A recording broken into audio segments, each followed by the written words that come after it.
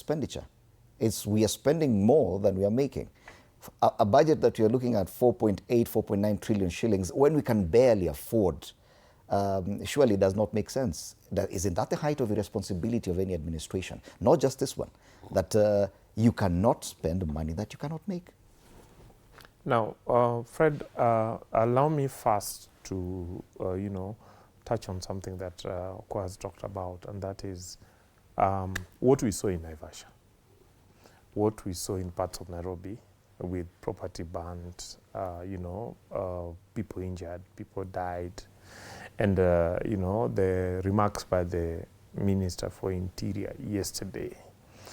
We need not gloss over it because it is a serious thing that the Matatu stakeholders have a legitimate issue they have raised. They have a right to protest. But then the goons, I've seen it, I think, on page 5 or so of the newspapers, that were mobilized into the streets, that looted, that destroyed, that injured, that, paralyzed transportation, which made people who wanted to operate not operate simply because of the fear of their vehicles being damaged or being destroyed, cannot be tolerated in this country. And we must condemn that here. And then, when the CS for Interior mentioned that was political mobilization, it had all the mark of political mobilization, because for heaven's sake, why would somebody touch the vehicles belonging to the contractor on Rironi Mau Summit Road? Why would somebody touch a supermarket in Naivasha? Why would somebody touch, it was the only explanation, because that cannot be explained as having been a Matatu grievance action.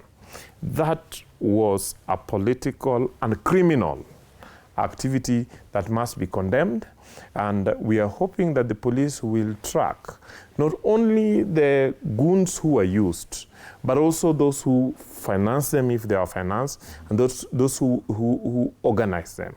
It is not lost on us that Rigathi Gachagua actually spoke to some of these things when leaving the country. Making any accusations? Is it a coincidence?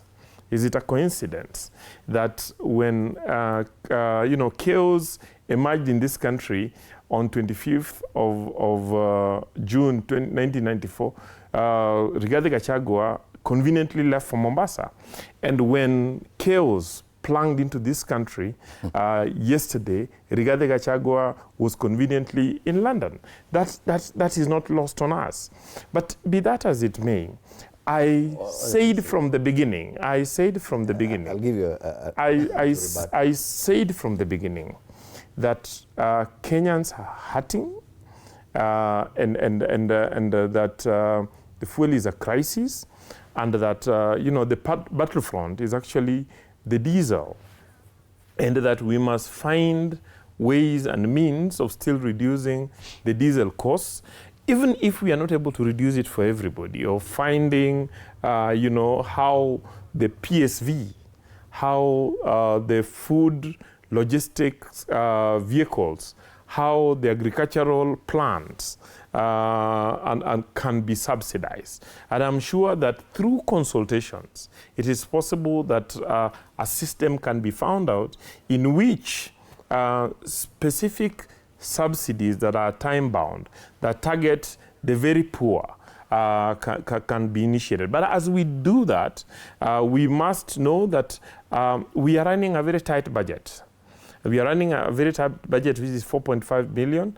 A big chunk of that budget goes to, payment of historical debts that the country is committed to, and cannot just decide that it's not going to pay. But apart from that, we have a significant part of it, 700 million shillings, going towards funding of education. Then we have a significant part of it funding other necessary government infrastructure, including the normal operation and maintenance of government. My point, let me finalize my point.